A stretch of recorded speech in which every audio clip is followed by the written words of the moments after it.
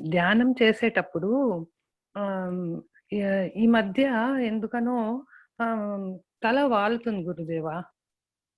అది తల వాలితే మన స్థితిలో ఉన్నట్టు కాదా? తల వాలినా మన స్థితిలో ఉన్నట్టు కాదు. తల హ్మ్. బాగా నిలబెట్టినా మన స్థితిలో ఉన్నట్టు కాదు.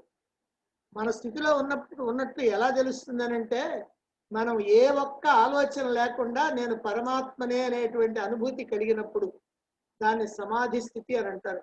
సమాధి అని అంటే సమాధి, సమమైనటువంటి బుద్ధి. అదిగో ఆ స్థితిలో ఉన్నప్పుడు తెలుస్తుంది. తలవాల్చటం కానీ, వెనక్కి వంగటం కానీ, ముందుకు వంగటం కానీ, కింద పడటం కానీ, ఇవన్నీ కూడా ఏమిటనంటే మనం ఆ తాత్కాలికంగా ఏదైనా నిద్ర సరిపోకపోయినా, లేకపోతే ఏదైనా మనం చల్లటి గాలి వీస్తూ ఉన్నా, ఇట్లాంటి కొన్ని కొన్ని పరిస్థితుల్లో అలా జరుగుతూ ఉంటుంది.